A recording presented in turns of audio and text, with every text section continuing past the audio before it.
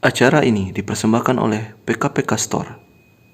Didukung oleh Abrofood, Brother Indonesia, Matcha Bakery, RC Accessories, Dr. Chicken, Bagindo Transwisata. Kuis Rentar Ramadan dipersembahkan oleh Kun Travel, wujudkan mimpi ke Tanah Suci. Assalamualaikum warahmatullahi wabarakatuh. Alhamdulillahirabbil alamin wa afdhalus salatu wa atammu taslim ala sayyidina wa habibina Muhammadin wa ala alihi wa sahabatihi at-tayyibin at-tahirin. Allahumma 'allimna ma yanfa'una wanfa'na bima 'allamtana wa zidna ilman wa alhiqna bi ibadikas sholihin. Hadirin dan sanak podcast Si Ajo yang berbahagia. Kembali lagi bersama kami di pembahasan fikih seputar puasa. Insya Allah Al-Fakir akan melanjutkan pembahasan fikih puasa, lanjutan dari yang pembahasan sebelumnya ya, yaitu pembahasan seputar hal-hal yang membatalkan puasa. Nah, ini penting dibahas. Kenapa? Karena masih banyak kekeliruan ya tentang pembatalan puasa. Masih banyak yang ragu-ragu gitu setidaknya. Misalkan, aduh saya mandi nih kan, air masuk ke telinga saya, bagaimana, batal atau enggak? Ragu-ragu gitu. Nggak batal lah, kayaknya lanjut puasa. Nah, dia nggak tahu dia telah batal secara tidak sadar gitu kan. Atau bagaimana swab atau suntik vaksin atau merokok atau memberikan tetes mata, itu bagaimana? Bingung kan. Nah, makanya karena ini sangat penting dan sering terjadi kan, dan kita alami, maka harus kita ketahui bagaimana hukumnya, batal atau tidak. Bismillahirrahmanirrahim. Mubtilatis shaumi, hal-hal yang membatalkan puasa. Ahada asyara, ada 11. Yang pertama, dukhulu ainin ila ma yusamma jaufan. Masuknya benda, masuknya suatu benda ke dalam ruang-ruang dalam tubuh. Masuknya benda-benda ke dalam ruang-ruang dalam tubuh. Jadi masuknya benda, yang dikatakan batal puasa itu masuknya benda ke dalam tubuh. Jadi kalau bukan benda yang berwujud ya kan, maka tidak membatalkan berpuasa. Seperti apa contohnya? Bau.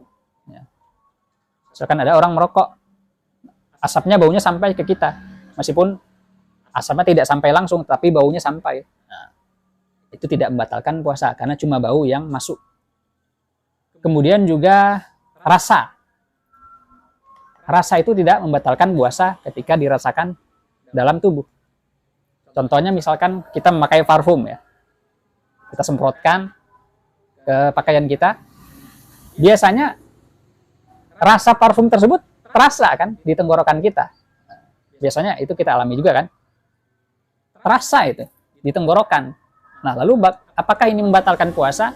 Tidak membatalkan puasa, karena parfum itu sendiri tidak masuk, hanya rasanya saja terasa gitu kan di tenggorokan. Itu tidak membatalkan puasa. Jadi harus benda yang memang masuk ke ruang anggota tubuh. Dan juga harus dengan sengaja dan bisa dihindari. Kalau tidak sengaja ya tidak batal. Atau lupa kan. Atau sesuatu yang memang tidak bisa kita hindari. Contohnya misalkan debu-debu di jalan-jalan, debu-debu di jalan. Ketika berterbangan kan, kita sedang jalan, ngebul kan, tanah kering, atau dalam berkendaraan motor, debu berterbangan di jalan, masuk ke tenggorokan kita, masuk ke hidung kita. Bagaimana itu? Itu benda masuk ke anggota tubuh. Nah, batal atau tidak? Tidak batal. Kenapa? Karena itu hal-hal yang sulit dihindari. Kita dalam syariat tidak diperintah untuk menghindar, setiap jalan menghindar, atau mengurung diri dalam rumah. Kita tidak disyariatkan seperti itu. Itu adalah kebutuhan. Kita keluar rumah itu kebutuhan. Maka ini ditoleransi, kan? Didispensasi, ya, tidak membatalkan puasa. Rokok bagaimana rokok? Rokok itu membatalkan puasa. Kenapa? Ia adalah asapnya itu menggumpal, meninggalkan bercak hitam. Bukan sekedar angin saja. Kalau kabut tidak masalah. Kabut memang cuma angin, bukan benda. Adapun kalau rokok, itu benda yang meninggalkan bercak hitam. Asapnya itu meninggalkan bercak hitam. Maka ini benda yang masuk ke dalam tubuh, maka membatalkan puasa. Dan juga kalau orang lain gimana yang tidak merokok? Kadang kita misalkan ada orang lah di dalam angkot, kan, supirnya merokok. Nah, otomatis kan asapnya kita hirup, kan, dan asap rokok itu adalah benda yang meninggalkan bercak hitam meskipun kecil. Apakah membatalkan puasa? Jawabannya tidak membatalkan. Kenapa? Sama seperti debu di jalan tadi, kan, sulit dihindari. Sedangkan kita keluar rumah adalah kebutuhan. Kita tidak bisa menghindarinya. Kecuali kita sengaja menghampiri perokok, menghampiri, ya, memang pengen hirup asapnya, kan, seperti itu.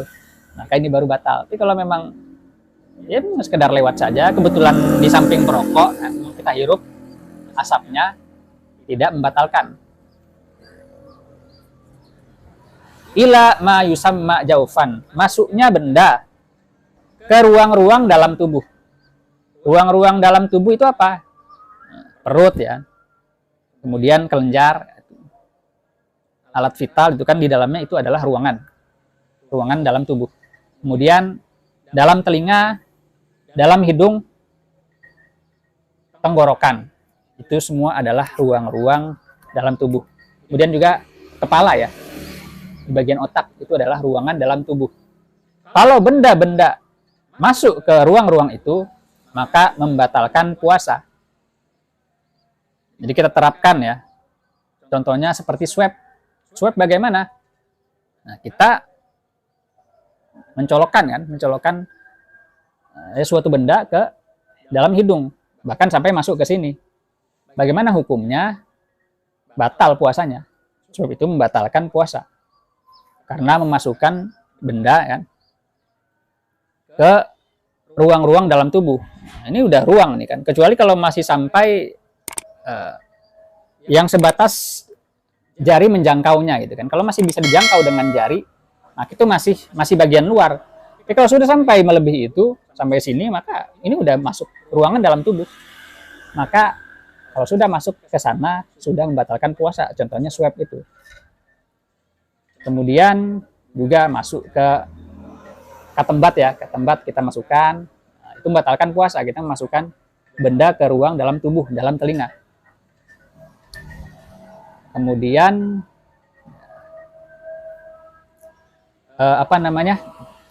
istinja,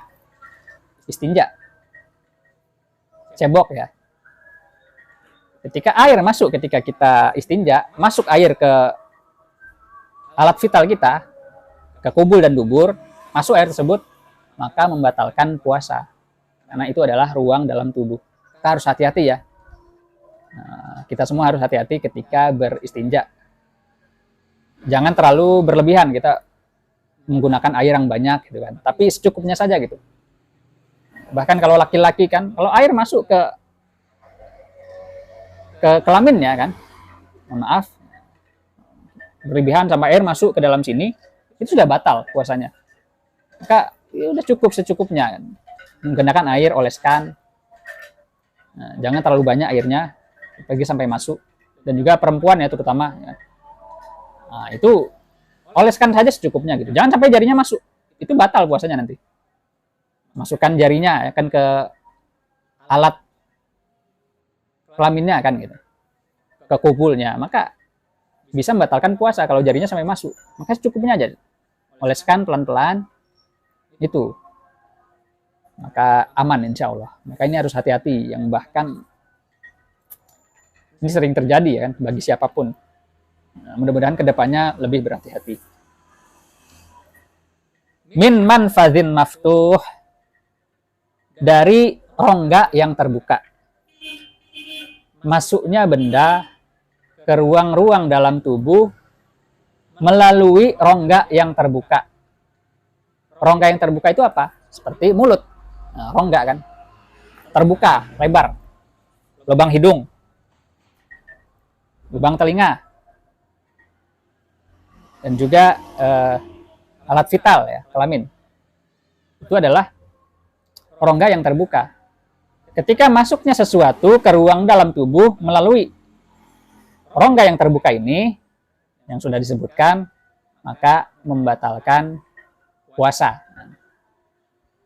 Jadi kalau masuknya benda ke dalam tubuh tidak melalui rongga yang terbuka, maka tidak membatalkan puasa. Contohnya apa?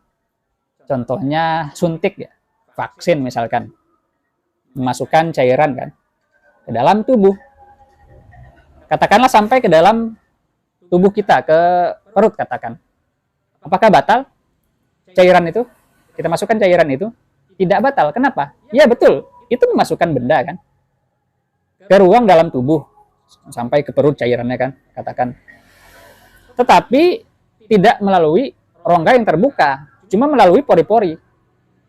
Nah, pori-pori itu lubang yang sempit, yang tidak bisa dilihat, tidak memiliki lubang bahkan kan. Pori itu lubang yang sangat kecil sekali. Maka kalau masuk ke sesuatu lewat rongga tertutup seperti pori-pori, contohnya suntik ya, maka tidaklah membatalkan puasa. Begitu juga dengan infus ya. Infus ya. Sebagian ulama mengatakan tidak membatalkan puasa. Kenapa? Meskipun infus itu dari bahan makanan kan, tidak membatalkan puasa. Kenapa? Karena memasukkan benda ke dalam anggota tubuh, tetapi melalui rongga yang tertutup, bukan melalui mulut, bukan melalui hidung, dan seterusnya. Maka tidaklah membatalkan puasa. Meskipun sebagian ulama lain mengatakan infus itu membatalkan puasa. Kenapa? Karena dia seperti orang makan, bisa kenyang.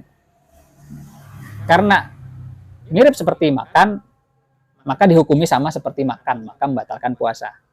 Tapi sebagian lain mengikuti konsep pembatalan puasa, tidak membatalkan puasa. Membatalkan puasa.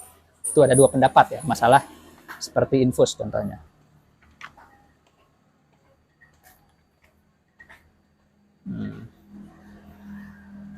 Wal qai'u dan muntah.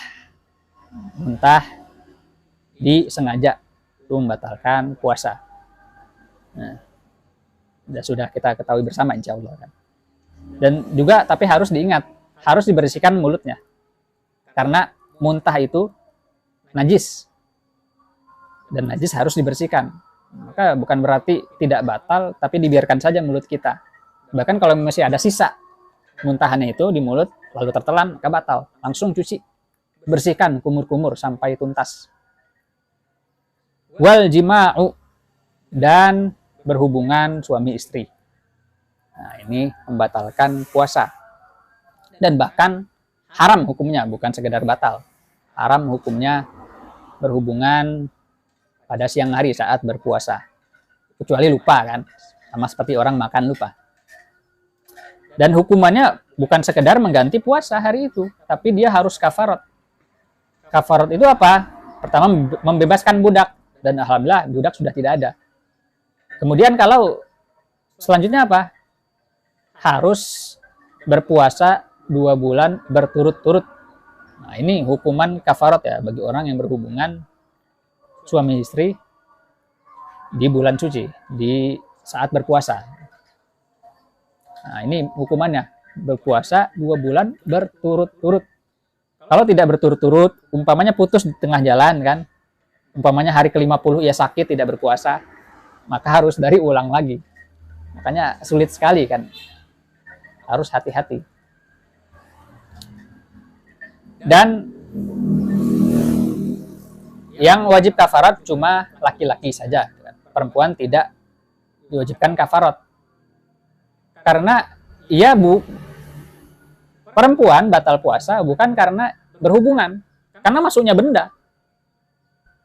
Umpamanya si laki-laki sudah masuk sampai baru 1 senti saja atau 2 senti, itu sudah batal perempuan puasanya dengan masuknya benda, bukan karena berhubungan. Kalau baru masuk 1 senti itu belum dikatakan berhubungan. Tetapi bagi perempuan itu sudah batal puasanya. Maka tidak mungkin perempuan itu batal puasa karena berhubungan, tapi karena masuknya benda. Wa khurujul mani, dan keluarnya mani. Dan keluarnya mani. Ini membatalkan puasa. Kecuali kalau bermimpi. Kalau mimpi basah, katakan. Kalau keluarnya karena mimpi, maka tidak membatalkan puasa. Tapi kalau onani kan katakan, sengaja mengeluarkan maninya saat berpuasa, maka batal puasanya. Wal jununu, dan gila. Dan gila. Meskipun hanya sebentar, tiba-tiba kehilangan kewarasan saat berpuasa, hanya sekilas, hanya beberapa detik, lalu sadar lagi, itu sudah batal puasanya. Ya, gila membatalkan puasa. Wal igma'u wasukru in ta'adda bihima walau lahzatan au amma jami'an nahar. Jadi mabok ya. Mabok artinya dengan benda ya kan, bukan makan. Kalau mabok minuman ya sudah jelas batal karena minum itu.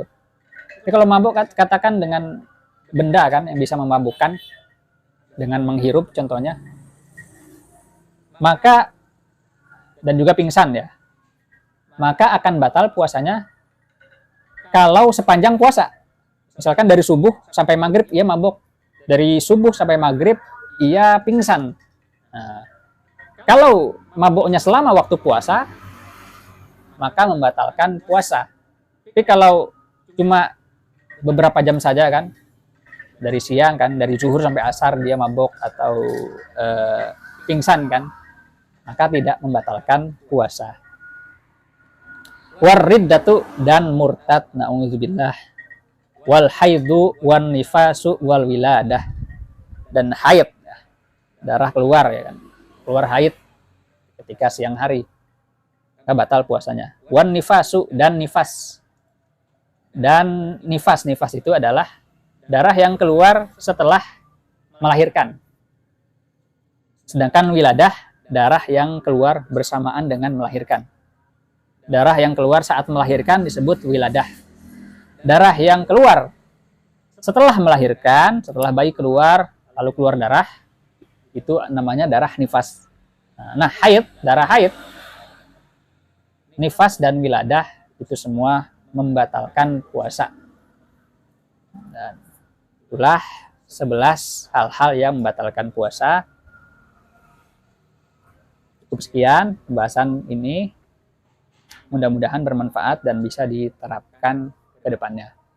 Kurang lebihnya dari saya mohon maaf apabila ada kata-kata yang kurang berkenan. Allahul muwaffiq ila aqwamit thoriq. Wassalamualaikum warahmatullahi wabarakatuh.